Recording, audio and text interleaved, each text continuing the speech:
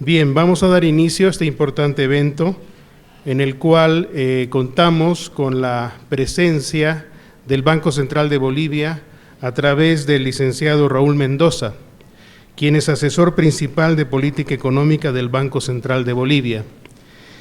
Don Raúl es asesor desde el año 2006 y entre sus estudios se destacan maestría en macroeconomía aplicada en la Universidad Católica de Chile, maestría en finanzas y dirección de empresas en la Universidad de Santiago de Chile, Universidad Privada Boliviana, diplomado en macroeconomía en la Universidad de San Pablo.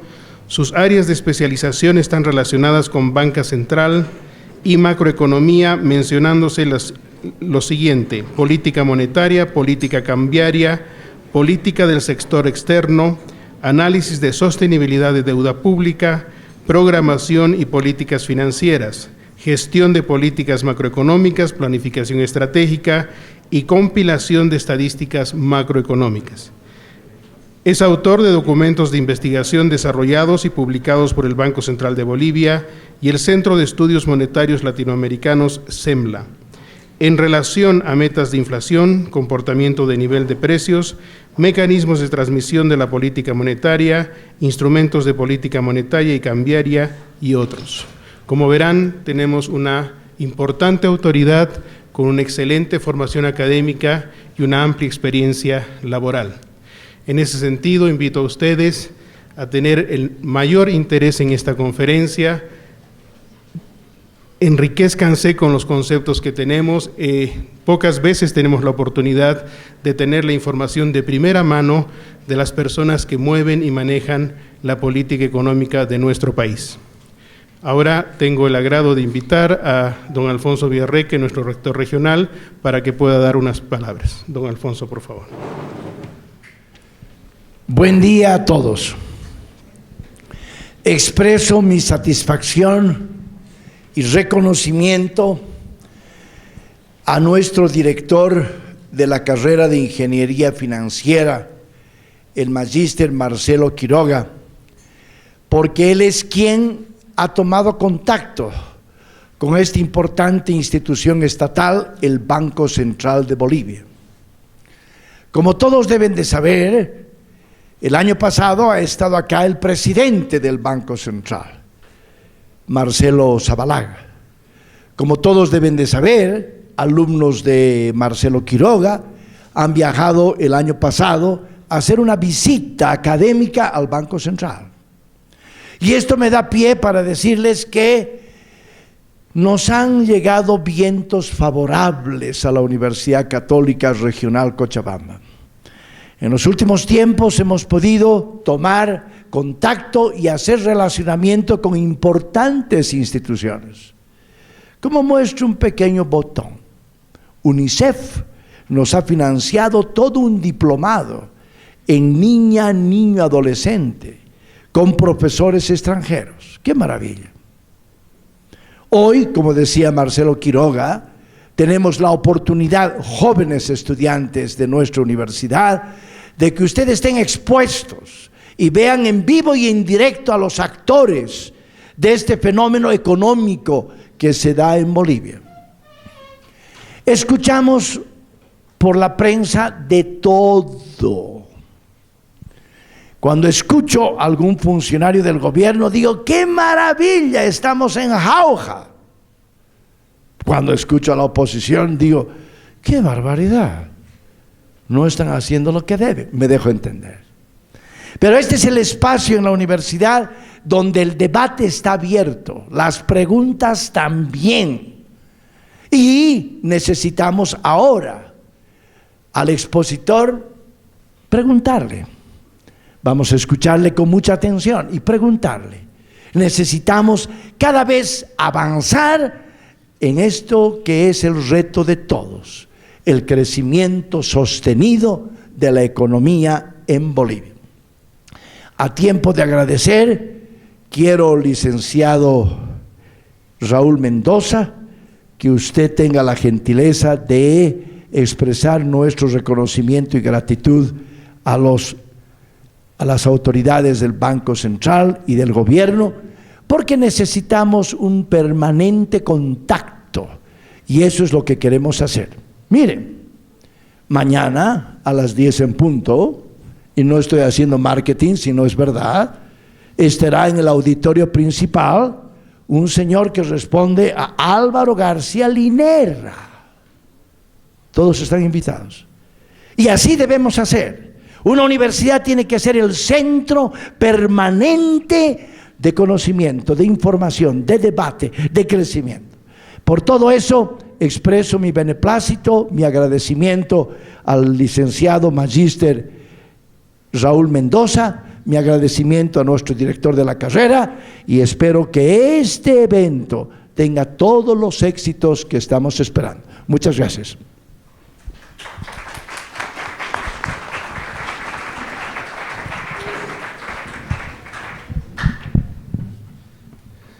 Invitamos entonces al licenciado Mendoza a dar inicio a esta importante conferencia. Licenciado, por favor.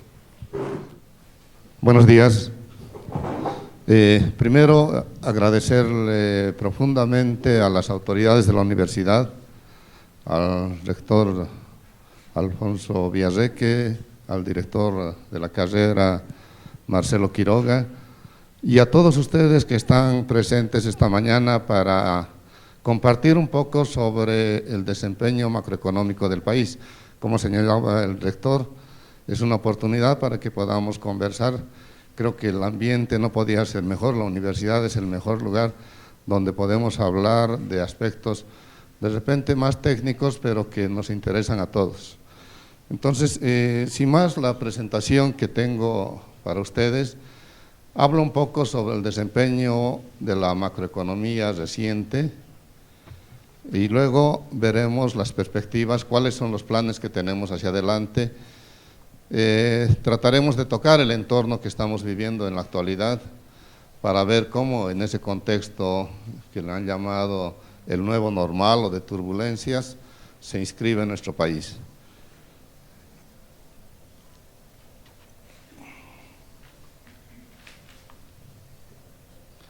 Bien, entonces el esquema es el que sigue, ver un poco el entorno internacional, los principales logros y el plan de desarrollo 2016-2020. Solamente comentarles que en la última parte, en el plan de desarrollo, tuve la oportunidad, ya como en varias ocasiones, de trabajar principalmente en la parte macroeconómica, ¿no? Hacer la modelación de todo lo que es el plan y convertir los propósitos en cifras. Es un trabajo que demanda muchísimas mesas, especialistas de diferentes sectores, las consultas a ellos, cómo transformamos eso en valor bruto de la producción, cómo transformamos eso en productos que se exportan, en la generación de excedentes e ingresos para el país, cuáles son los costos que van a demandar. Entonces es una tarea minuciosa en la que nos embarcamos el equipo que tengo en el Banco Central. Sobre el contexto internacional, creo que podemos caracterizar, además de otros aspectos de menor relevancia, como un periodo en el cual hemos vivido tres grandes crisis a nivel mundial, ¿no? La primera de ellas es la crisis financiera, que se origina en 2008 y 2009 más fuertemente en Estados Unidos, pero luego que se transforma en una crisis global.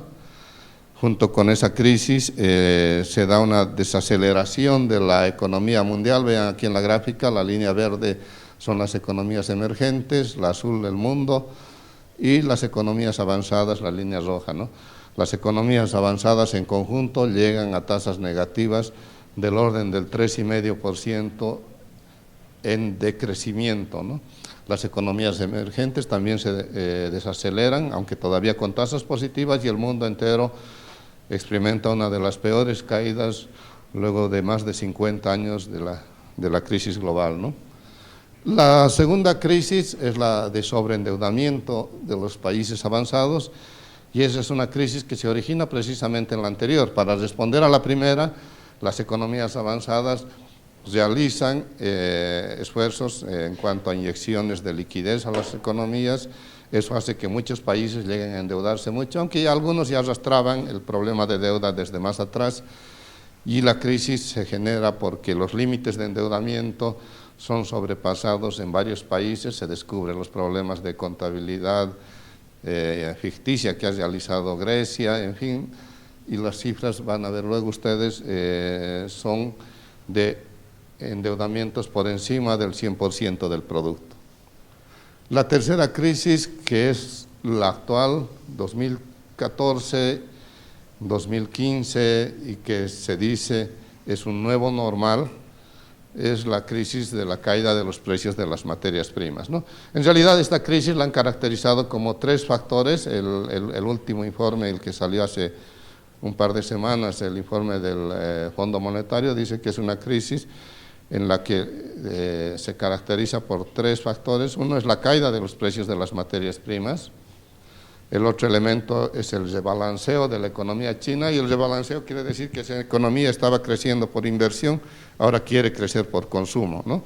Y han hecho mucho en China, han trasladado incluso población desde el campo a las ciudades, porque en las ciudades consumen más, tienen una ciudad que es experimental, y están apuntando a que el país crezca más por demanda interna que por demanda externa, ¿no? Y la tercera característica de esta crisis es el alza de las tasas de interés de Estados Unidos, y junto con ello el endurecimiento de las condiciones financieras, salidas de capitales muy fuertes en algunos países, el Brasil es un ejemplo, fuertes devaluaciones y caídas del producto, ¿no? En el Brasil lo estamos viendo.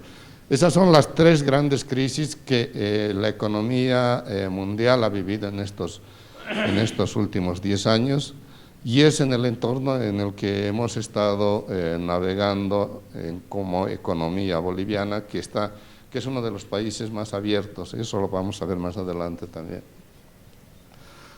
Solo para caracterizar la primera crisis de la burbuja inmobiliaria en Estados Unidos, cuando se cae Lehman, eso ha sido en septiembre del 2008, el valor de las empresas se reduce a una ínfima parte, ¿no? Los gráficos muestran cuál era el valor de las empresas, por ejemplo, en este gráfico, en junio del 2007, y el valor de mercado de la empresa, en el círculo amarillo, en enero del 2009, ¿no? Con la crisis financiera internacional, que es otro tema de estudio y bastante interesante. Ha salido una película recientemente a raíz de esta crisis, que les recomiendo que la vean a quienes no la han visto, y cómo el juego de las finanzas puede llevar a grandes ganancias, pero al mismo tiempo a desestabilizar al mundo entero, ¿no?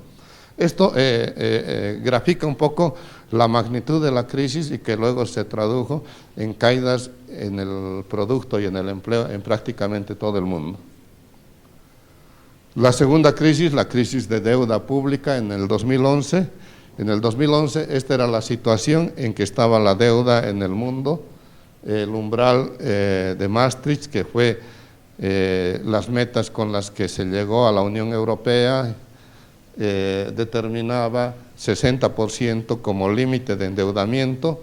En ese momento España estaba con 70%, Alemania con 77%, los países que más habían exteriorizado problemas, como Irlanda y Portugal, por encima del 100%, y Grecia, por supuesto, llegando casi al 200% de su producto en el nivel de endeudamiento, ¿no? Esa es la figura que hemos vivido en el año 2011. Junto con esto, todos los problemas que se han generado. Recuerden también que en ese periodo Estados Unidos entra a los límites de endeudamiento, lo que se ha llamado el abismo fiscal en Estados Unidos, y eso determinaba que el Congreso no le aprobaba para que siga endeudándose. Estuvo paralizado el servicio de salud por cerca de 20 días en Estados Unidos a raíz de esa crisis, ¿no? Con implicaciones en todo el mundo, por supuesto. Actualmente, solo para graficar un poquito y recordar la imagen anterior, Bolivia en ese momento estaba con 15% del PIB en endeudamiento, actualmente está con 18%, y esta es la situación en Latinoamérica, ¿no? Principalmente en Sudamérica. Prácticamente todos los países tienen un nivel de endeudamiento respecto al PIB por encima del nuestro. Anoche escuchaba en la televisión, un analista señalaba cómo ha aumentado la deuda en términos nominales, ¿no? Todos los economistas sabemos que cuando queremos hacer comparaciones tenemos que buscar una forma de estandarizar las variables, ¿no? Y la estandarización no es otra cosa que poner un denominador a las variables. Y normalmente lo que se hace por el tamaño de economía es que se pone el Producto Interno Bruto. No es lo mismo para alguien que gana 100 endeudarse 1.000 que para alguien que gana 15.000 endeudarse los 1.000, ¿no? Entonces, por eso es que utilizamos, y no lo hacemos nosotros, lo hacen los economistas en el mundo entero, la estandarización con el PIB. Y respecto al PIB, nuestra deuda viene a ser una de las más pequeñas de la región, ¿no? Esto es una fortaleza para el país, ya les adelanto, para la perspectiva en la que deberíamos estar trabajando cuando miremos hacia adelante. No es lo mismo tener 70% de endeudamiento, por ejemplo, para financiar programas más adelante. De seguro que los acreedores van a ir con más dificultad a estos países que tienen límites más altos, ¿no? Hay diferentes criterios, rondan alrededor del 50%, la CAN tiene el 50%, el Mercosur había establecido inicialmente el 40% como un límite adecuado de sostenibilidad. El Banco Mundial establece para cada país el umbral sobre el cual no debería pasar la deuda. Y aquí es bueno que distingamos nosotros entre quien dice ha aumentado la deuda y eso es malo. Ustedes conocen muy bien lo que es la curva de Laffer, ¿no? Que cuando aumenta la tasa de impuestos, aumenta la recaudación. Pero llega un momento en que se aumenta tanto la tasa de impuestos que la recaudación cae. O sea, hay una relación positiva entre recaudación e impuestos en algún momento, pero cuando los impuestos siguen subiendo, la recaudación empieza a caer. Es por eso que en ese momento evadir es más rentable que pagar el impuesto. Entonces empiezan a hacer una serie de mecanismos de evasión, de manera que la recaudación ya cae, ¿no? Pasa lo mismo con la deuda, y hay muchos estudios que se han realizado al respecto.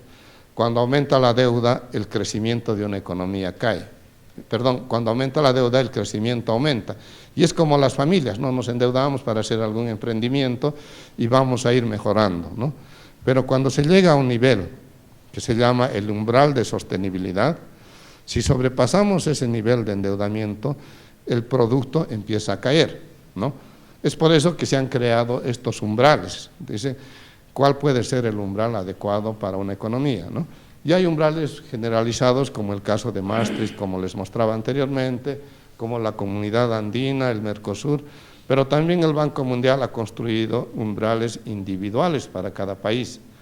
Ellos tienen un índice que se basa en la construcción de 7 indicadores que determinan las capacidades de cada economía, ¿no? Está la infraestructura, la productividad, el empleo, la institucionalidad, en fin. Y de acuerdo a esos indicadores le establece un umbral. El umbral que le han establecido para Bolivia es del 50%, por ejemplo, ¿no?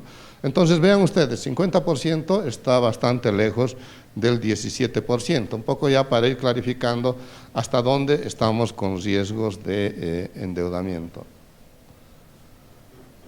La crisis actual es una crisis que ustedes la han debido discutir mucho, se origina en algún sentido por el rebalanceo de China que les señalaba anteriormente, en otro sentido porque se empiezan a hacer mecanismos de producción alternativa de combustibles, Estados Unidos sobre todo a través del esquisto, que es una técnica que se basa en compresión de aire para sacar combustible, y eso lleva a los precios del petróleo a niveles muy bajos. 32 ayer estaba en alrededor de 30, volvió a bajar, aunque salió también un comentario de que Rusia estaría estableciendo un acuerdo con Arabia Saudita fuera de la OPEP, lo que podría llevarlo a incrementos de los precios. En todo caso, es mejor ver el dato como está y adelantar que esto no va a subir de la noche a la mañana a los niveles que hemos observado hasta hace un año atrás, ¿no? Entonces, ese es el nuevo escenario y esto determina un fuerte impacto, principalmente en los países que producen materias primas. He estado trabajando recientemente en los tiempos libres por Centroamérica, y realmente el choque que está recibiendo Centroamérica es muy positivo, ellos están contentos, ellos importaban petróleo, ha caído el precio del petróleo, el consumo está aumentando, las economías se están reactivando, pero en el choque, en el clúster sur, es diferente, ¿no? Brasil, Chile, Bolivia, Argentina, en fin, todos casi somos países exportadores de materias primas, y esto naturalmente tiene un impacto en las economías, ¿no? Que viene a ser como la tercera crisis. A eso se suma que Estados Unidos sube la tasa de interés, le bajan las calificaciones a algunos países, a Brasil le han bajado la calificación, y los capitales se salen de la región en montos muy considerables, ¿no? A pesar de ese contexto que les describo, solo les muestro el gráfico del año 2009. En el año 2009, la crisis económica global, ¿no?, que se origina con la crisis hipotecaria de Estados Unidos, alcanzamos la tasa más alta de crecimiento de la región. Vamos a ver luego que esta fue una de las tasas más bajas de los últimos 10 años para Bolivia, eso quiere decir que sí hubo impacto, pero fue la más alta en la región. Y vamos a ir repasando un poco qué es lo que se hizo para que este crecimiento haya sido tan destacable y qué es lo que estamos haciendo en la actualidad, ¿no? 2014, otro año de crisis, la última crisis que les señalaba, alcanzamos la tasa de crecimiento más alta de la región. Y en el 2015 todavía con cifras estimadas, porque ustedes saben que el PIB de los países, en el mejor de los casos, se lo conoce con unos 3 meses de rezago, y eso no es en Bolivia, es en todas partes, ¿no? Porque la elaboración de las cuentas nacionales es bastante compleja, ¿no? Entonces, con cifras estimadas que normalmente se aproximan mucho al dato final, Bolivia también estaría registrando el crecimiento más alto de la región en este año 2015, ¿no? Detrás de todo esto están varios factores, ¿no? Uno, que tenemos que recordar, Bolivia exportador de materias primas, ¿no? Estamos hablando de alrededor del 80% de nuestras exportaciones son materias primas. Ese 80% de nuestros productos han bajado de precios a nivel internacional, y en ese año estamos con un crecimiento destacable a nivel de la región, ¿no? Eso es un poco como antecedentes para entrar a repasar algunos aspectos que hacen a la economía nacional. En el año 2006-2014 registramos todos estos crecimientos. Vean ustedes, este es el año 2009, la tasa más baja que tuvimos en estos 10 años, y esta tasa más baja fue la tasa más alta de la región, ¿no? En promedio logramos subir a 5.1% el crecimiento, pasando de un 3.6 promedio de los anteriores años. Ahora, ¿qué representa esto para los economistas, ¿no? Una de las tareas principales a las que nos dedicamos los economistas es a buscar un crecimiento sostenido más alto, un crecimiento potencial. No es a tener un pico de crecimiento en algún momento, lo hemos vivido, el Paraguay ha tenido, por ejemplo, tasas de crecimiento en un año por encima del 11%, y al siguiente año estuvo con una tasa cercana a 0, ¿no? No es eso, porque eso todavía es peor para la salud de un país. La volatilidad del crecimiento es uno de los factores más importantes para la pobreza, ¿no? Lo que pretendemos es tener un crecimiento sostenido, y cuando calculamos el PIB potencial, y vean ustedes también los informes del Fondo Monetario, identifican un PIB potencial del orden del 5%, ¿no?, para Bolivia. Eso quiere decir que pasamos de un PIB potencial que estaba alrededor del 3% en cálculos también internos e internacionales, a un PIB potencial del orden del 5%. Cuando hablamos de un crecimiento del PIB potencial, tenemos que ver factores estructurales que han cambiado en una economía. Eso implica que ha aumentado probablemente los dos factores principales que conocemos en la producción, el factor capital y el factor trabajo, y también ha debido mejorar un tercer factor que está en todas las funciones de producción, en las cuales ustedes trabajan, ¿no? Que es la productividad. Detrás de la productividad hay varios elementos que se consideran.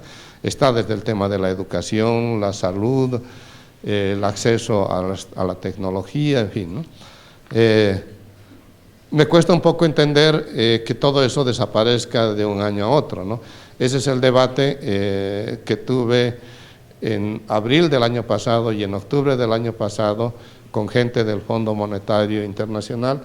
Los jefes de todas esas misiones que están por Latinoamérica se reunieron con nosotros, ministros del país, y yo también estuve presente, y la pregunta que les hacía a ellos, y ustedes van a ver en el informe que hacen para Latinoamérica, hacen caer el PIB potencial de Latinoamérica, ¿no? Y la pregunta que les hacía a ellos, ¿cómo puede caer el PIB potencial en 5 meses cuando en octubre del 2013 ustedes estaban diciendo que el PIB potencial de Latinoamérica era tal y ahora dicen que es este otro que es más bajo, ¿no? ¿Y cuál es la razón para hacer caer el PIB potencial en un país?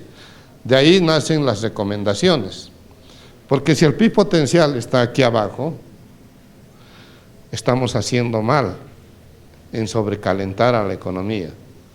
Ahora, si el PIB potencial está aquí arriba, estamos haciendo bien en recuperarle a la economía un nivel estable de crecimiento que debería tener, ¿no?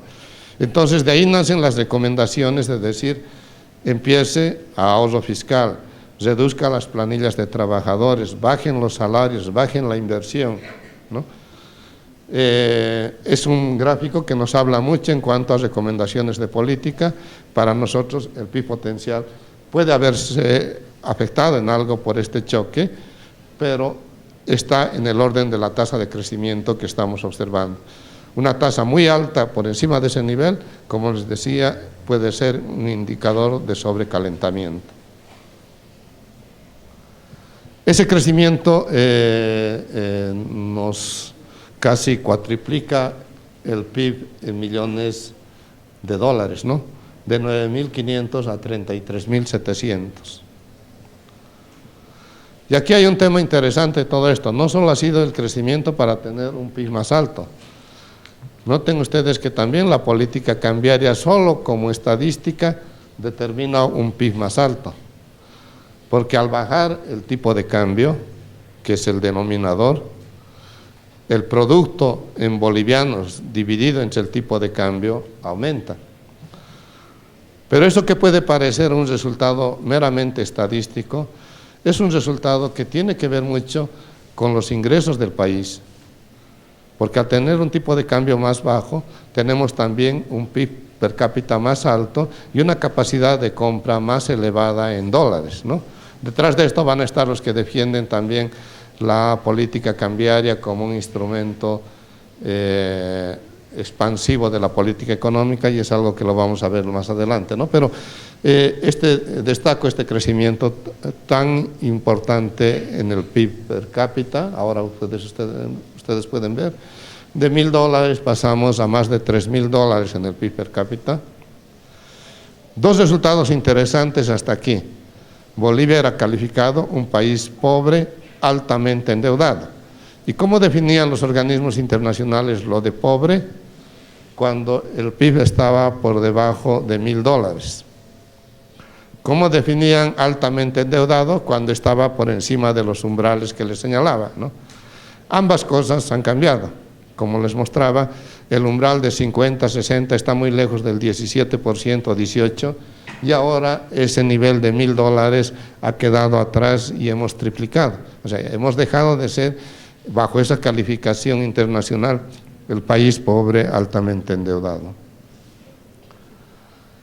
Detrás de todo esto, cuando hablamos, y aquí recordamos la ortodoxia que decía, si quieres crecer, baja los salarios. Hace poco estaba viendo un debate también que hizo la Fundación Milenio, y estaban algunos profesionales con quienes he podido debatir directamente y a quienes los conozco bastante, están haciendo algún tipo de esas recomendaciones, pero veamos solamente los datos, ¿no?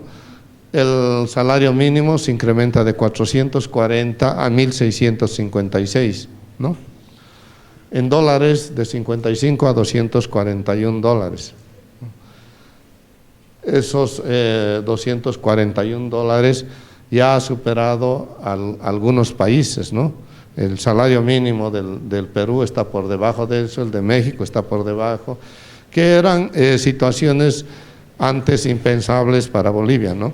Nuestro salario mínimo estaba siempre muy lejos del mínimo en otros países, ¿no? Y se ha acercado a varios otros países que estaban muy distantes de Bolivia, ¿no? Como es el caso de Chile.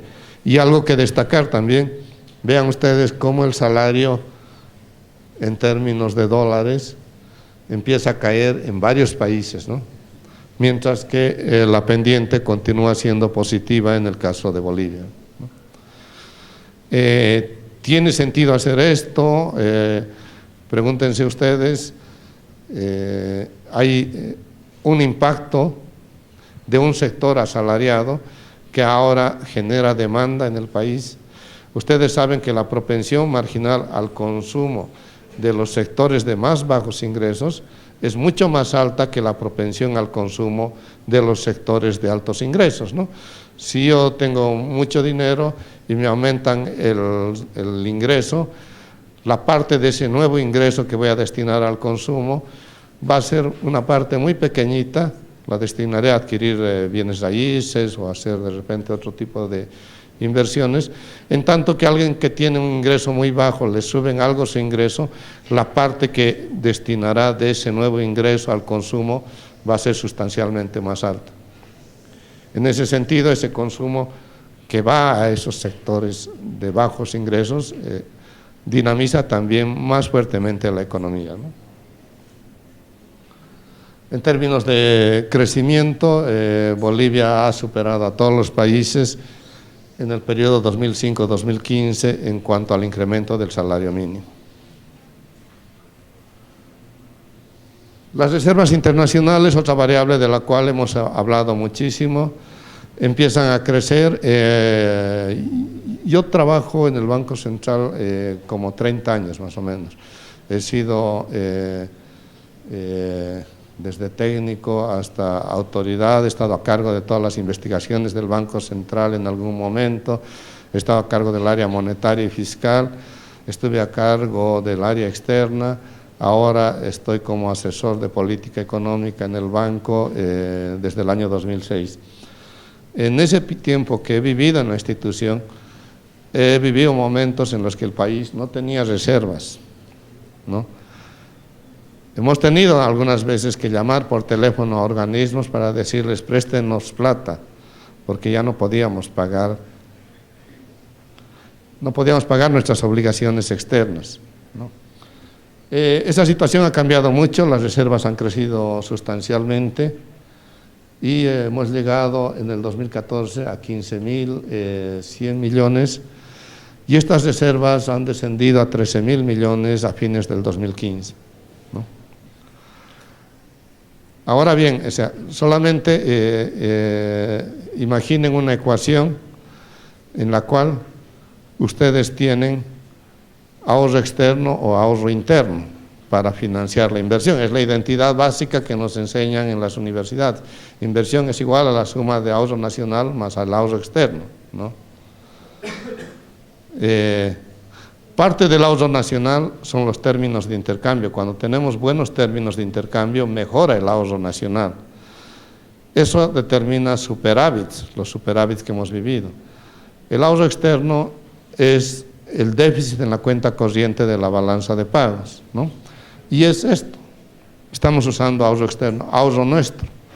Porque también se puede usar ahorro externo en la forma de deuda, ¿no? Porque el déficit en la cuenta corriente de la balanza de pagos es igual a la deuda más las reservas internacionales. Tengo un déficit de 100, eso implica que voy a endeudarme 40 y voy a usar 60 en reservas internacionales, ¿no?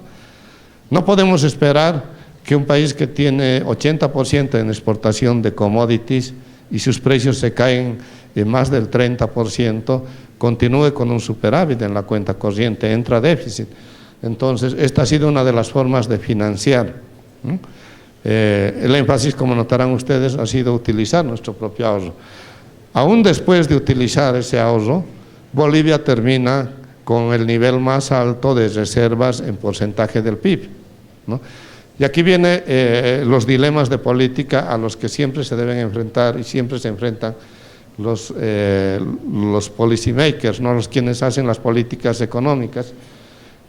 Tengo esta plata acumulada y el país se está cayendo, ¿debo utilizar este dinero para mantener el ritmo de inversión o seguirla guardando, ¿no? Tenemos un margen importante, ha sido uno de los elementos que hemos utilizado para mantener el dinamismo de la actividad económica. Bolivia en el año 2008 llega a una situación que no había visto nunca en toda su historia, ser un país acreedor frente al resto del mundo. Si sumamos toda la deuda pública y la deuda privada de Bolivia con el exterior, y por otro lado sumamos todas las acreencias que tenemos, eso incluye nuestras reservas internacionales, los activos que tiene la banca en el exterior, porque también hay inversiones de la banca que están en el exterior, y las inversiones que tienen todas las familias y empresas en el exterior. La comparación de ambos nos da una situación acreedora, ¿no? Y personalmente tuve que ir a reclamar a Washington por qué a Bolivia le seguían clasificando como país deudor ya en el año 2010. El Fondo Monetario tiene un reporte donde ahí aparece una tabla, quiénes son los países deudores y quiénes son los países acreedores del mundo, ¿no? Después de un tiempo cambiaron y estamos clasificados como país acreedor. Y seguimos como país acreedor. Obviamente se ha resentido algo en el último año, pero esa situación continúa. Y esa posición acreedora ya no la podemos comparar con la región, la tenemos que comparar con el mundo, porque no es una característica de los países de Latinoamérica, ¿no? Y ahí, como ustedes verán, también tiene posición acreedora Corea del Sur, China, Alemania y Holanda, ¿no?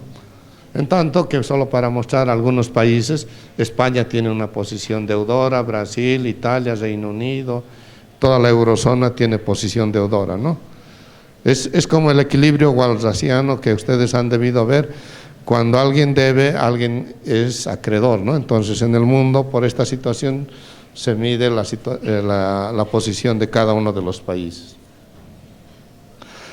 Las exportaciones han crecido muy fuerte, estamos hablando de casi 3.000 millones a más de 13.000 millones en el año 2014 y han caído a 8.900 millones en el año 2015, ¿no? Y ahí venía ese choque en la cuenta corriente, el choque externo que les decía, ¿no? El descenso es de más de 4.000 millones de dólares en las exportaciones, y solo para recordar aquí, el descenso en nuestras reservas son de 2.000 millones, ¿no? Ahora, en las reservas hay también una parte de la valoración. Por eso es que se mide las reservas a precios fijos y a precios de mercado, ¿no? Porque si tengo inversiones en euro, tengo en oro, si caen el valor de estos, medido en dólares, las reservas van a caer sin que haya hecho ningún gasto, ¿no? Entonces, por eso es que en las estadísticas muchas se las construyen también a precios fijos, porque tratamos de identificar la fuente de estas variaciones, ¿no? Entonces, el impacto ha sido sustancialmente menor en las reservas, la mitad, menos de la mitad, respecto a la caída en las exportaciones, ¿no?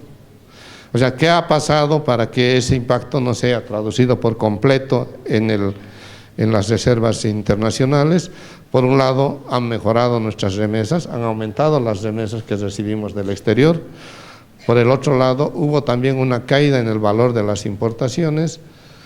Y finalmente hemos recibido más inversión extranjera que ha estado entrando al país para financiar ese déficit, ¿no? Porque es el flujo de un año. Entonces, en ese año perdemos 4.000 millones por esto, pero del otro lado recibimos otros ingresos, de manera que no afectamos tanto ni a la deuda ni a las reservas internacionales. Las importaciones también han aumentado, y aquí hay que destacar en la composición: bienes de capital, la parte azul; bienes intermedios, la parte rosada; y en el último año hay una caída del valor de las importaciones, ¿no? Esta gráfica, si la vemos para Honduras, por ejemplo, o para Nicaragua, la caída en las importaciones es mucho más fuerte porque ellos importan combustibles, ¿no es cierto? Y es lo que más ha caído en cuanto a valor. La bolivianización, que es otro elemento que lo hemos estado persiguiendo desde que yo entré al Banco Central, era una tarea en la que siempre queríamos aportar. Sin embargo, digamos, había otras posiciones, porque ustedes notarán que un cambio muy importante que hubo a partir del año 2006 fue cómo se manejó la política cambiaria, porque antes del 2006 el tipo de cambio solamente subía, y ya a partir del 2006 empezamos a realizar apreciaciones, y ese fue uno de los factores más determinantes para que este proceso avance. En el momento en que partimos con este proceso, Bolivia estaba aquí, más del 90% de dolarización. En ese momento Uruguay estaba con 69, Perú estaba con 62, aquí tenemos el dato de Paraguay, 53, y Chile estaba con 14.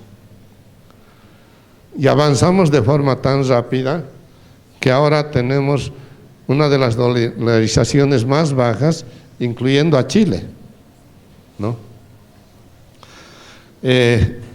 Tendría que tenerme mucho tiempo para contarles las ventajas que tiene esto. Para un banco central realmente nos ha devuelto la política monetaria, los mecanismos de transmisión funcionan, la capacidad de inyectar liquidez funciona, el señoreaje, que es como el impuesto que recauda el Estado, ha vuelto al país. Imagínense ustedes el señoreaje del Ecuador, solo para darles una idea de esto, ¿no? El Ecuador, cuando requiere, por decirles, $10, necesita exportar productos por el equivalente a $10. Exporta camarones, exporta petróleo, exporta flores.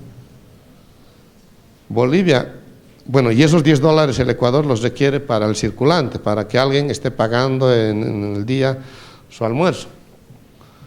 Bolivia, para el circulante, lo que requiere para esos equivalentes a 70 bolivianos, por ejemplo, los $10, son más o menos unos 2, 3 bolivianos que nos cuesta imprimir los billetes, ¿no?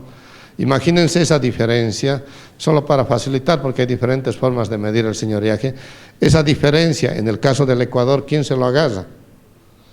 Estados Unidos, porque Estados Unidos imprime la moneda norteamericana y con los dólares que ha imprimido puede comprar esas flores o esos camarones que le manda el Ecuador y que necesita hacerlo porque necesita ese billete para que la economía funcione, ¿no? En nuestro caso, como nosotros imprimimos el billete, no, obviamente contratamos algunas empresas, pero eso es otra cosa, esa diferencia, ese señoreaje lo agarra el Estado, eso devuelve ingresos al país, ¿no? No sé, las familias pueden hacer una proyección sobre su endeudamiento porque ganan en bolivianos y van a pagar en bolivianos. En fin, sobre esto hemos hecho obras de teatro, hemos hecho ensayos escolares, ha sido una tarea en la que me embarqué durante este tiempo, que es una de las partes anecdóticas de mi trabajo, porque decidimos salir a comunicar esto y los niños han hecho unas obras impresionantes sobre la bolivianización, ¿no? Y creo que es una tarea del banco divulgar esas imágenes de cómo ellos ven a la bolivianización. Pero en todo caso, este es un hecho muy destacable durante este tiempo, ¿no? La deuda pública externa ha venido disminuyendo desde un nivel que estaba por encima del umbral, de los umbrales que les señalaba, a un nivel más bajo, ¿no? Yo recuerdo que algunos de los analistas estaban muy preocupados en conseguir deuda externa cuando no nos querían prestar, cuando estábamos en esta situación, ¿no? Y ahora que estamos en esta otra, ellos mismos dicen, es peligroso endeudarse. La inflación es uno de los temas más complicados en los países que reciben muchos ingresos, en los países que crecen por demanda interna, ¿no? Porque es una de las variables que más se ve afectada en esas circunstancias. Hemos tenido una tasa bastante baja, Pudimos controlar el choque externo muy fuerte del alza de los precios de las materias primas en algún momento, y el año pasado hemos tenido la tasa más baja de Sudamérica, ¿no? Esta es la inflación más baja. Tuve la oportunidad de estar en diciembre en la cumbre en el Mercosur, y el anfitrión, que era el presidente del Banco Central del Paraguay, junto con el ministro, decían: este año vamos a terminar con el crecimiento más alto y la inflación más baja de la región. Y yo les recordé ahí que se están olvidando de un país, porque el que va a terminar con el crecimiento más alto y la inflación más baja va a ser Bolivia, ¿no? Terminada la reunión, estaban las nuevas autoridades del gobierno argentino. Ustedes saben, Argentina recién cambió de autoridades. Hablamos un rato con ellos y al salir les hicieron una entrevista al ministro de Economía de la Argentina y al presidente del Banco Central, y ellos dijeron en esa entrevista: nuestro norte es Bolivia, indicando que ellos quisieran llegar a estar en las condiciones macroeconómicas. Esa noticia salió como titular luego aquí en Bolivia en el mes de diciembre.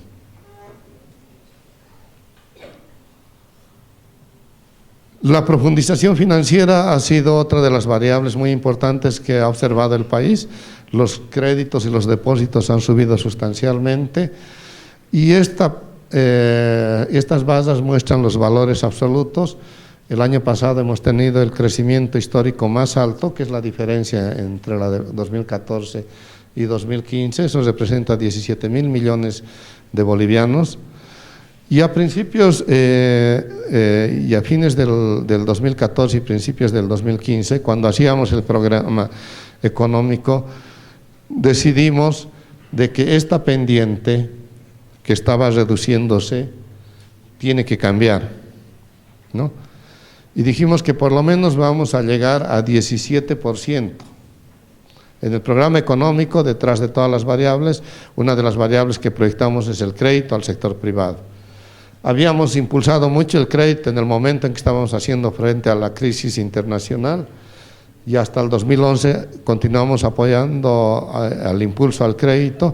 Posteriormente empezamos a retirar esos estímulos porque podía generar un sobrecalentamiento muy fuerte en la economía, y la pendiente esta empezaba a reducir gradualmente. No queríamos reducirla muy fuertemente, pero el anteaño pasado ya decidimos de que eso tiene que ir en la dirección contraria, y lo logramos, ¿no?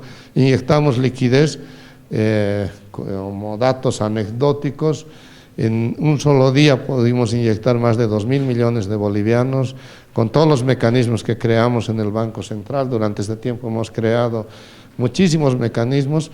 Los bonos navideños, que tal vez ustedes conocen, son parte de esos mecanismos.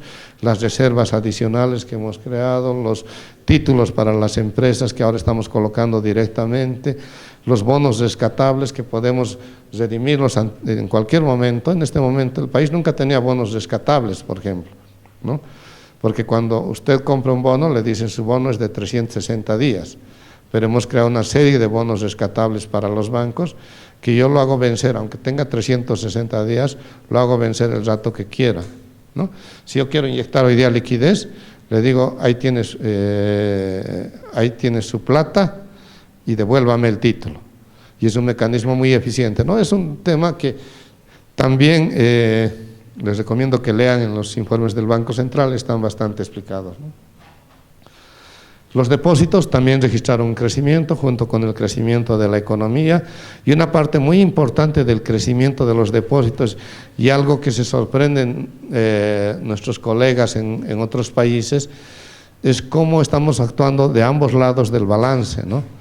Porque en el momento en que nosotros decimos: alto, ya no quiero bonos navideños, alto, ya no voy a colocar títulos a las AFPs, ¿no?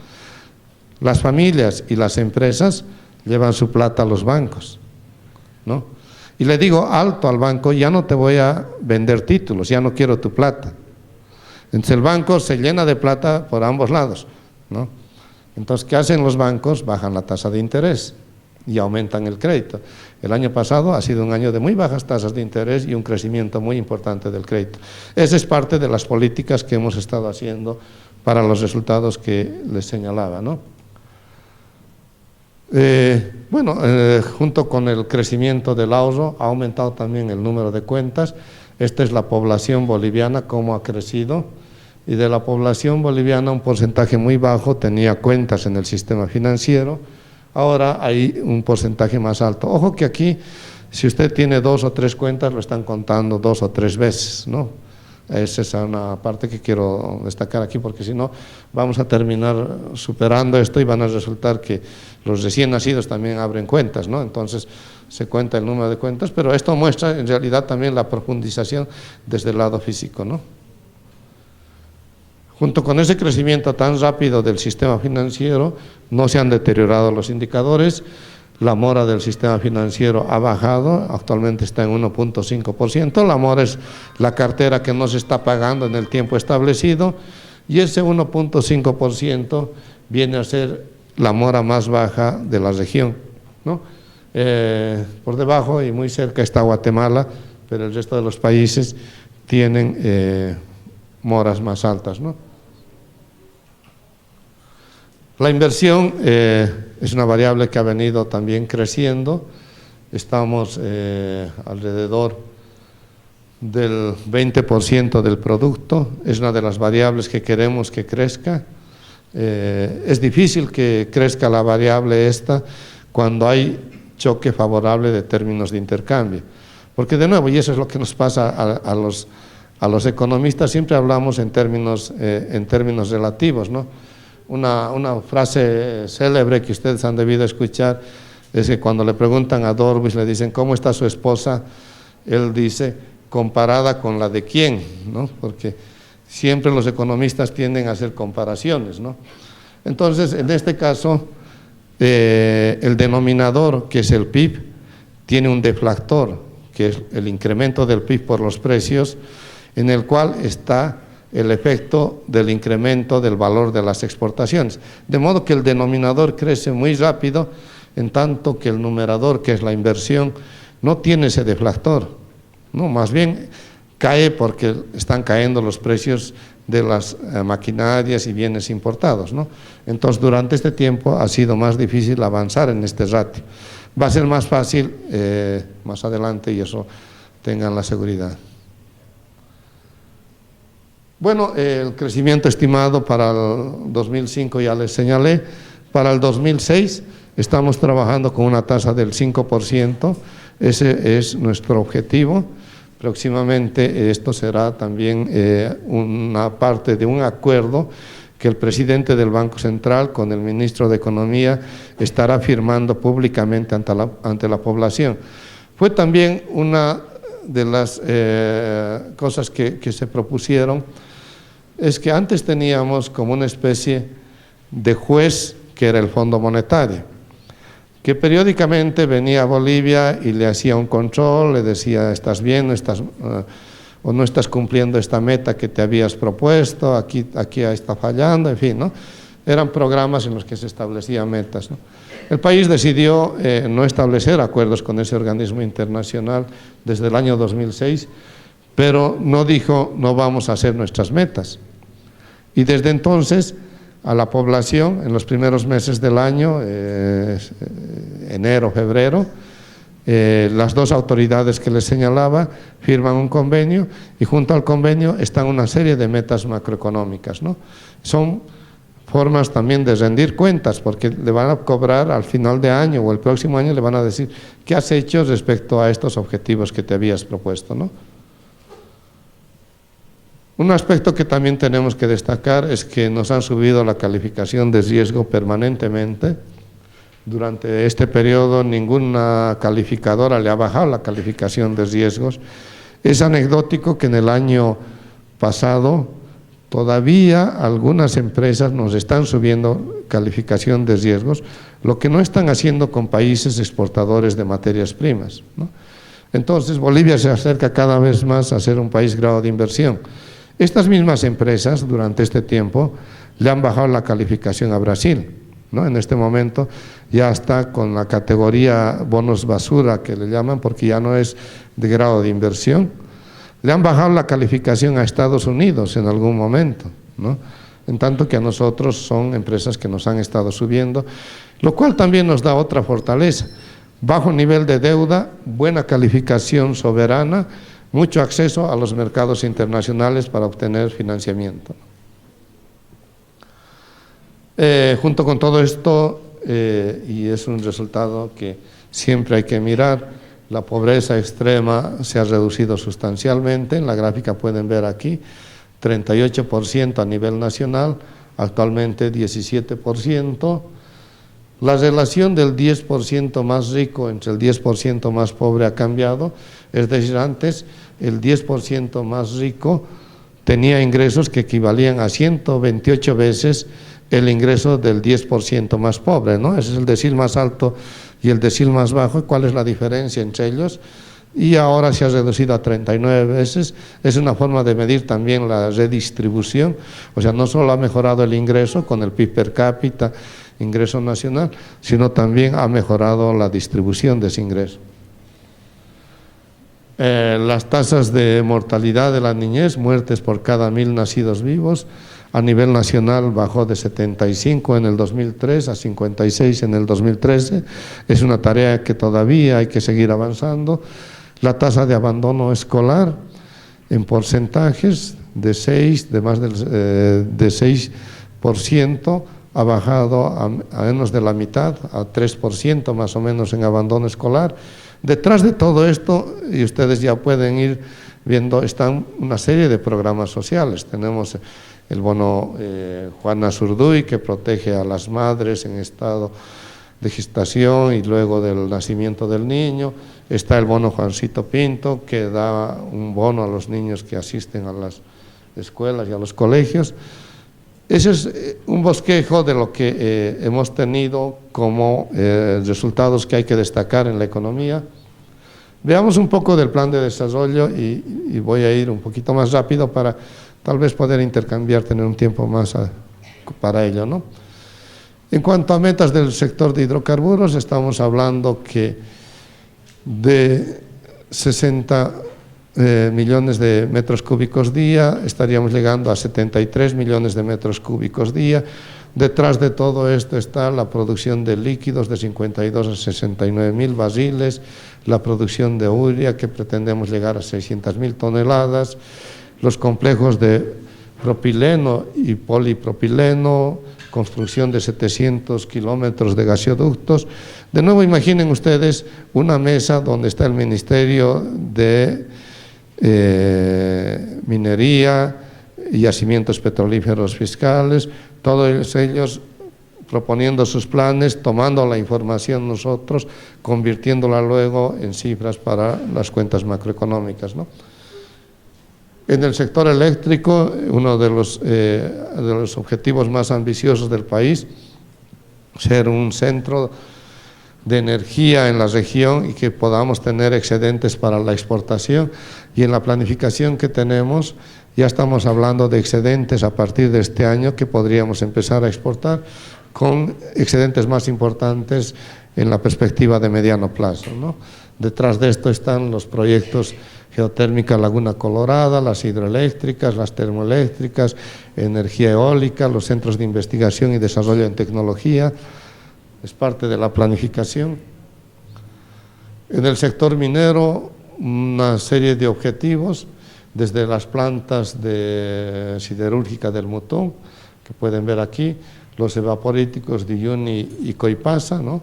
Entonces aquí tenemos un salar que ustedes conocen, y de ahí construcción de evaporíticos. Lo mismo en la planta de fundición y refinación de zinc, y las plantas de fundición, ¿no? Todas estas que están señaladas en el plan. Todo esto cuesta y todo esto genera luego también ingresos para el país. En la parte agrícola, incremento de la superficie agrícola, tanto cultivada de 3.5 a 4.7 millones de hectáreas, la mecanizada también se estaría incrementando, tierras saneadas lo mismo, y las tierras con riego estarían incrementando también. Eso nos da una superficie de 3.5 millones de hectáreas a 4.7 millones de hectáreas, que es la superficie cultivada, ¿no?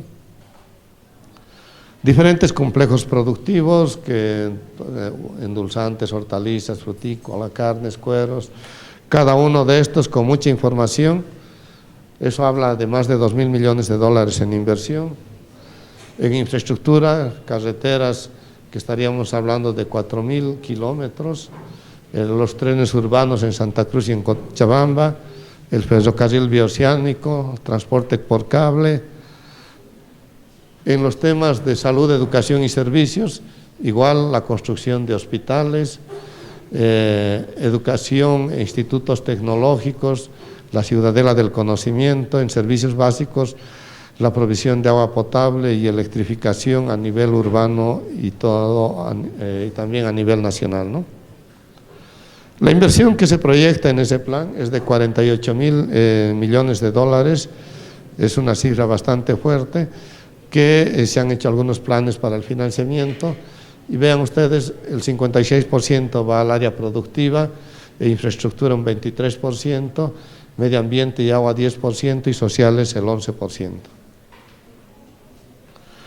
Eso nos permitirá un crecimiento del orden del 5% con un repunte más adelante.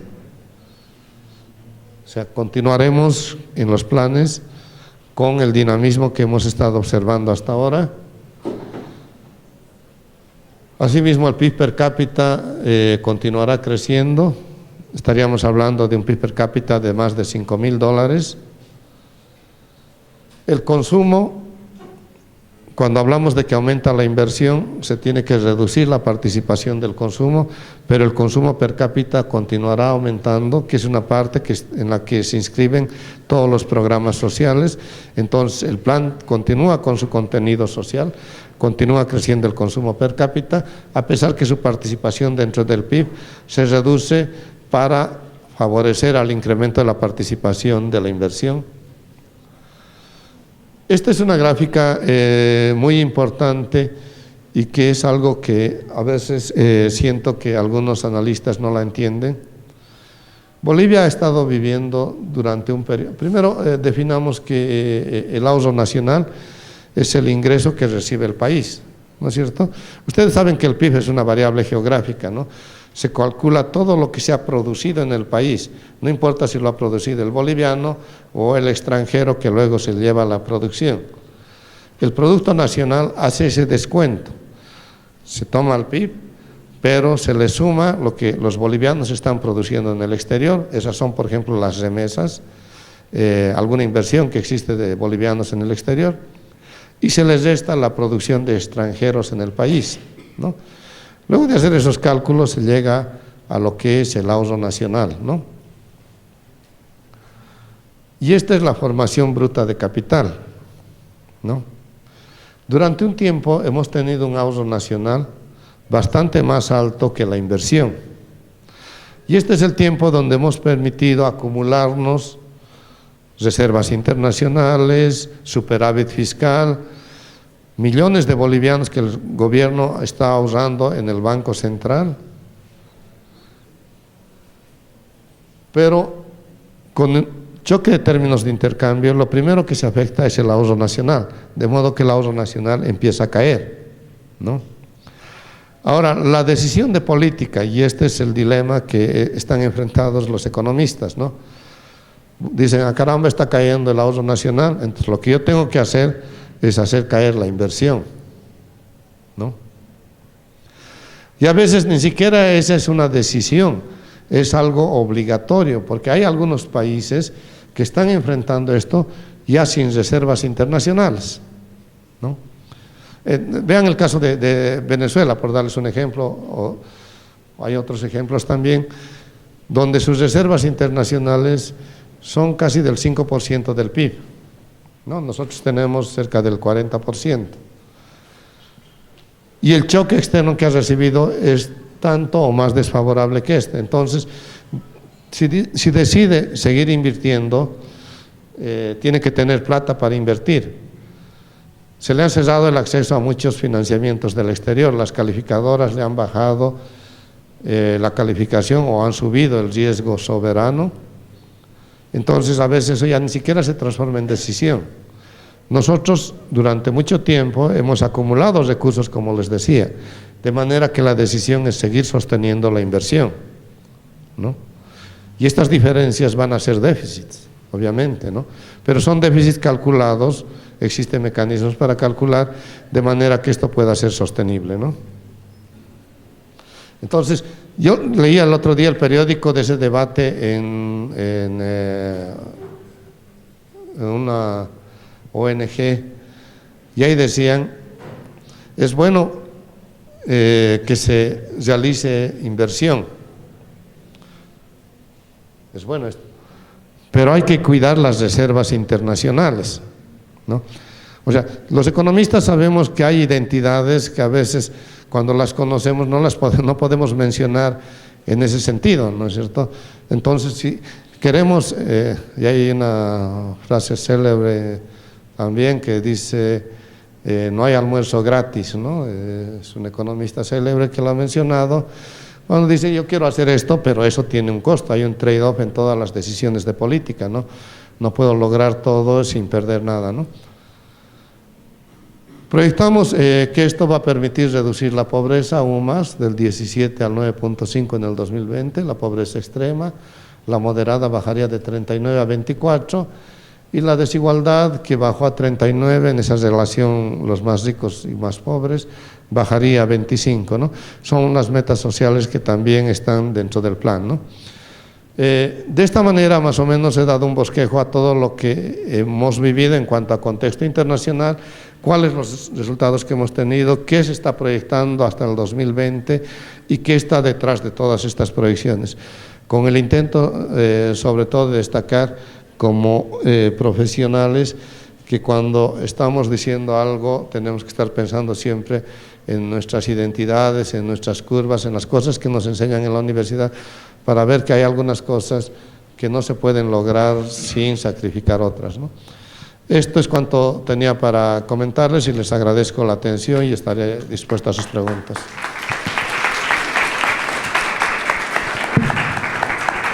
Muy bien, muy interesante, muy bien. Muchas gracias, don Raúl, por su clara y extensa presentación. Damos lugar entonces a una ronda de preguntas. Aquellas personas que tengan alguna inquietud o aclaración necesaria de lo que se ha hablado, por favor, siéntanse en la libertad de poder consultar. Por favor, el licenciado Medinaceli. Muchas gracias, señor Mendoza, por la exposición. Hay un tema que usted ha mencionado y que causó alguna controversia hace unas semanas atrás por lo anunciado por el señor ministro, que decía que tenemos reservas adicionales. Mi pregunta es, ¿cuáles son estas reservas adicionales y si se contabilizan en los libros del país? Y para dejar en claro, para poder hacer el análisis, tal vez usted nos podría presentar un cuadro donde se desglose cuáles son las reservas y están en qué, monedas, oro, otras monedas u otros, y contrastar esto con la deuda que tenemos, tanto interna como externa. Y en la deuda interna también tengo otra inquietud, si es que los bonos emitidos como los bonos navideños están contabilizados como deuda del país. Gracias. Bien, cuando les mencionaba de que durante ese tiempo en que el ahorro nacional superó a la inversión y generamos superávit, una de las formas en que se manifestaron estos superávits fueron el incremento de las reservas internacionales. Pero otra forma que tal vez no se ha comunicado lo suficiente fue el ahorro del sector público en el Banco Central, ¿no? De manera que el sector público cada año ha realizado depósitos en el Banco Central. Es como la cuenta que usted tiene en un banco, ¿no? Usted va realizando depósitos durante bastante tiempo y resulta que tiene un ahorro en un banco nacional, ¿no es cierto?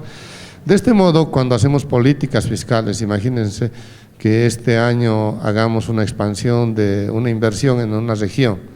Si esa región hace uso de su cuenta que tiene en el Banco Central, lo que está haciendo es evitar la famosa frase crowding out, que significa desplazamiento de la inversión privada, porque la otra forma que podría hacer la inversión en esa región es colocar bonos, va a un banco, le vende bonos y le quita plata al banco y de esa manera invierte. Pero ese banco ya va a disponer de menos dinero para prestarle al sector privado, ¿no es cierto? Entonces ese es el desplazamiento que tiene la inversión pública a la inversión privada. En este caso no es necesario porque puede hacer uso de esos depósitos que ha realizado en el Banco Central. Aproximadamente 35% del PIB han llegado a esos depósitos, una cifra bastante parecida a la de las reservas internacionales, que son montos importantes también. Y eso, digamos, hace… Miren, estamos terminando un año en el cual el crédito neto del Banco Central al sector público aumentó sin que se dé crédito de naturaleza líquida como se daba anteriormente, ¿no? Hay un crédito que tenemos destinado a las EFNES, pero esa es otra historia, ¿no? ¿Cómo lo hacen? Retirando sus depósitos. Entonces, ese es el ahorro nacional al que se refería, ¿no? Respecto a los bonos, si consideramos en las cuentas, dependiendo, o sea, hay a veces en que algunas estadísticas las consideran y en otras que no las consideran, ¿no? Pero antes que la estadística en sí mismo, porque eso lo va a decir, incluye las obligaciones del Banco Central por los títulos emitidos. Este es un tema que es muy importante que distingamos, ¿no? Una es la deuda que se capta para realizar gastos, ¿no? Que es normalmente la deuda del sector público, ¿no? Contrae financiamiento para realizar inversiones, carreteras, etcétera, ¿no? Otra es la deuda del Banco Central, que se capta para regular la liquidez. Recuerdo que en el año 2006, 2007, teníamos un debate muy fuerte porque el Banco Central estaba colocando mucho papel. En ese momento incluso colocábamos en UFB, si ustedes recordarán, ¿no?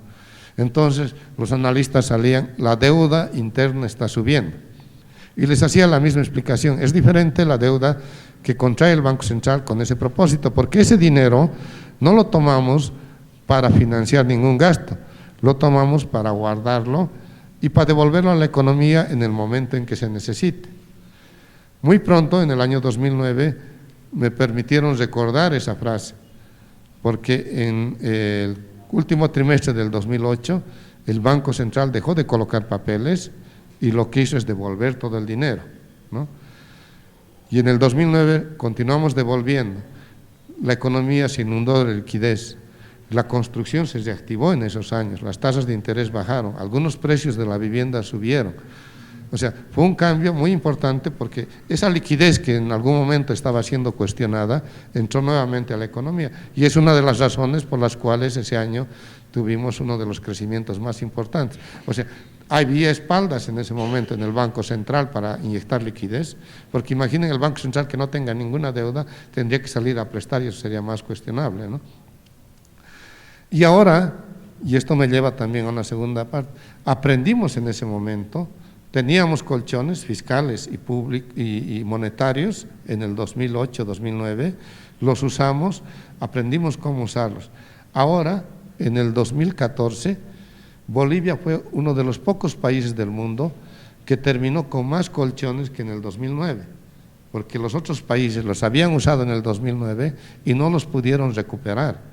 En cambio, nosotros continuamos acumulando incremento de reservas, superávit fiscales, emitimos también títulos, por eso es que estamos metiendo mucha liquidez. Entonces, esa creo que es la diferencia más importante en caracterizar a una y otra deuda. Es muy penoso a veces, ciertos analistas suman la deuda interna, la deuda externa y la comparan con las reservas internacionales y dicen no tenemos nada. ¿A quién le debemos internamente? O sea, si yo le debo a usted, por ejemplo, el hecho de que yo le pague esa deuda, ¿nos va a hacer perder reservas internacionales?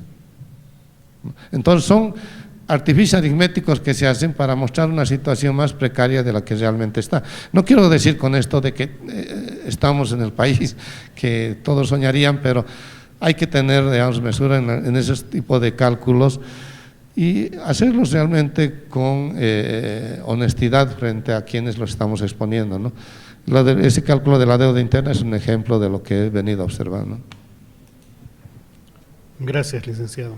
¿Alguna otra pregunta de los alumnos? Ahí atrás, por favor.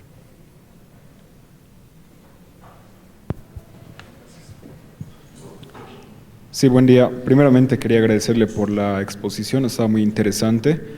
Ahora, mi pregunta es la siguiente. Si bien lo mencioné en un plano, digamos, un poco puntual, a mí me interesaría saber en un plano general cuál sería el efecto que tendría, digamos, la situación actual económica del país sobre el área social, comunitaria y organizacional, tomando en cuenta también que, si no me equivoco, se tiene una intención de realizar una inversión del 8% sobre el área social.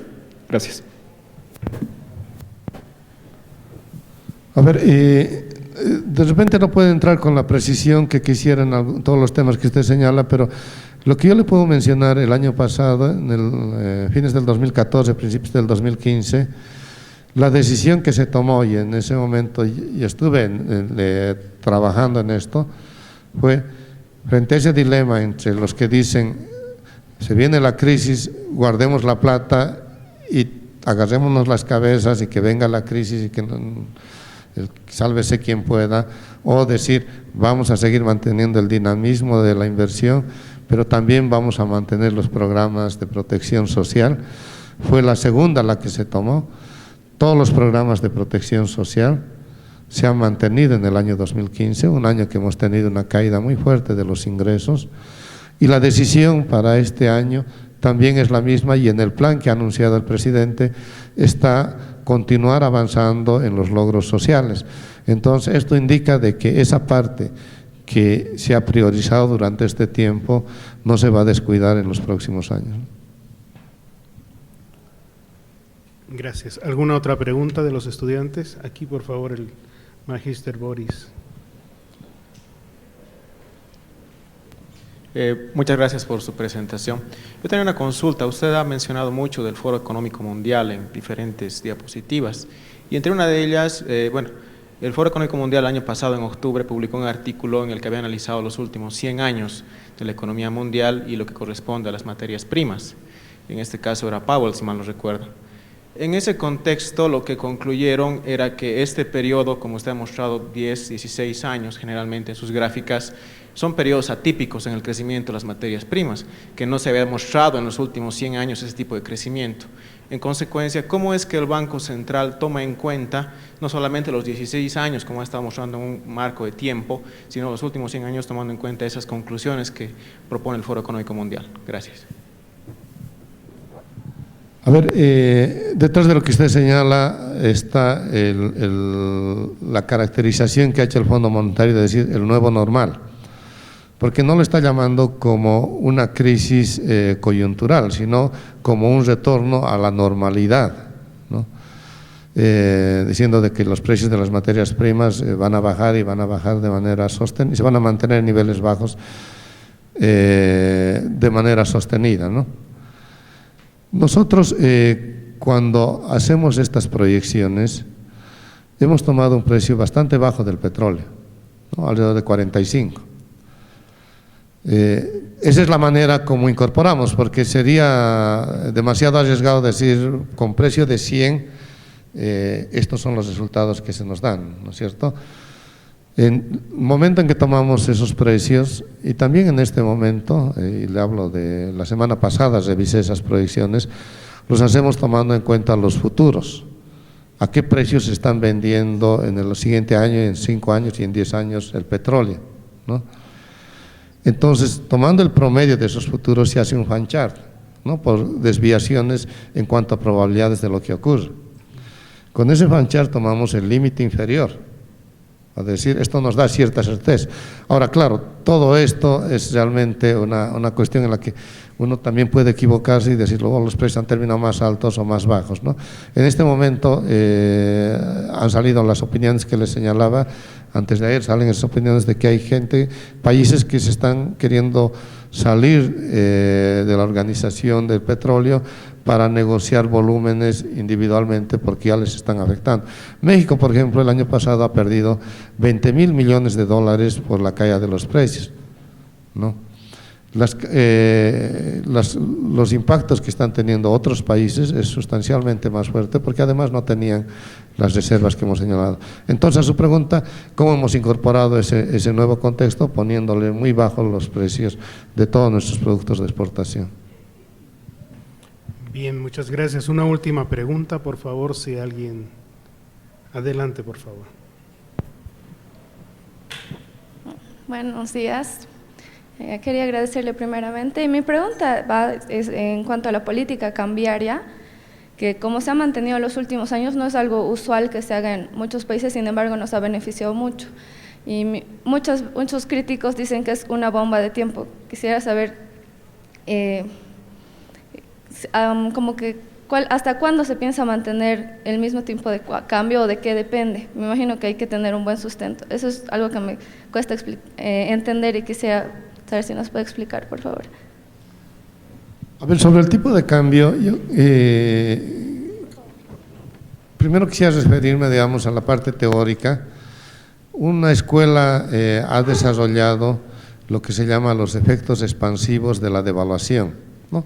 Entonces, lo que nos enseñan a veces en los cursos introductorios, dicen, sube el tipo de cambio, suben las exportaciones, sube la inversión, sube el empleo, suben las reservas y todo le va bien al país, ¿no es cierto? Después ha venido lo que se llama la curva J, no sé si recuerdan ustedes en sus clases, que el primer impacto es negativo durante un tiempo. Y después ha venido lo que se llaman los efectos contractivos de la devaluación, ¿no? ¿Y en qué países tiene más impacto contractivo la devaluación? En países que importan muchas materias primas, ¿no? Porque si yo soy un productor y tengo que importar maquinaria y materia prima para producir, tengo que asumir costos más altos por la importación cuando sube el tipo de cambio.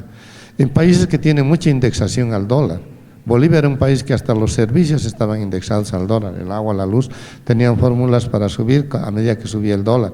Todas las deudas estaban en dólares. Entonces, en ese país, si usted devaluaba, ¿podía esperar acaso que la economía mejore?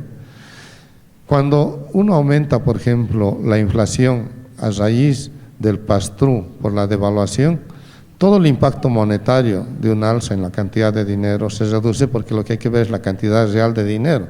El denominador sube y cae, ¿no? Una de las preguntas que yo le hacía en una entrevista parecida, una pregunta parecida que me hacía el padre Pérez, junto con otro expositor, yo le decía a él, si usted creyera que la devaluación tiene efectos expansivos y mejora la competitividad, Bolivia ha tenido más de 20 años de hacer solo devaluación. ¿En qué nivel de competitividad hemos terminado a finales del 2005? ¿No? Y hay algo que en el año 2008 nos viene a dar la razón.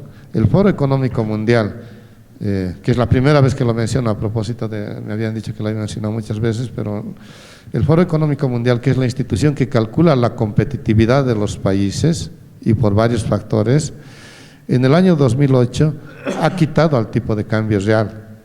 Y el argumento que dice es porque el tipo de cambio puede favorecer, porque le da más plata al exportador, pero puede perjudicar porque encarece la tecnología, las materias primas, la inversión, y puede afectar todavía más en países que tienen sistemas financieros dolarizados. Entonces ya no es un criterio para el Foro Económico Mundial el tipo de cambio para hablar de la competitividad. Entonces, es un tema de analizar la propia característica del país, ¿no? Para tomar una decisión de política y no hacerlo tan rápidamente como que el libro de texto dice eso, ¿no? Respecto a qué va a pasar con el tipo de cambio, es una pregunta que me excuso responder porque esa es una decisión de las autoridades, pero ellos ya han señalado hace poco, ¿no? Que se va a mantener estable el tipo de cambio y esa es una decisión que ya se ha tomado.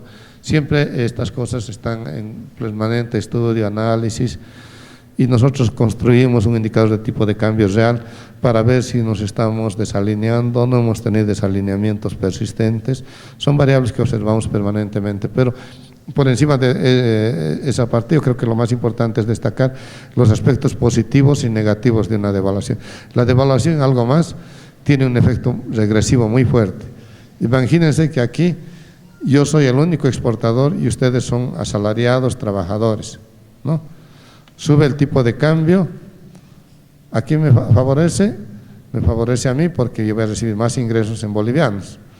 Y si sube el tipo de cambio y sube la inflación, ¿a quién perjudica? Me va a perjudicar a mí también, porque la inflación me afecta, pero les va a perjudicar a todos ustedes, y en mayor magnitud, ¿no?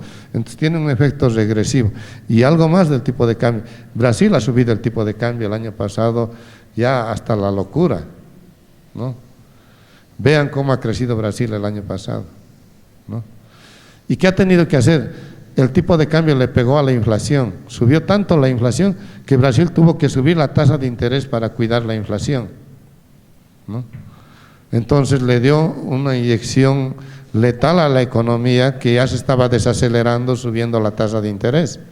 Nosotros ¿qué hicimos? Mantuvimos el tipo de cambio, la inflación fue muy baja y bajamos la tasa de interés. Vean las publicaciones del Banco Central. En este momento lo que le pagamos a un banco por sus títulos, por un título de un año, es 0,002%, ¿no? Ya multiplicado por el 100, no le pagamos nada. ¿Por qué? Porque queremos que meta liquidez. Ahora, si la inflación estuviera alta, eso sería difícil hacerlo como le fue en Brasil y tuvieron que subir la tasa de interés, ¿no? Muchas gracias. Bueno, solo queda reiterar el agradecimiento al Banco Central de Bolivia, a la presencia del licenciado, que ha sido muy claro en su exposición y respuestas, y reiterar nuestra invitación para que en breve puedan volver a estar acá y compartir con la comunidad universitaria de la Universidad Católica. Muchas gracias nuevamente y por favor un fuerte aplauso.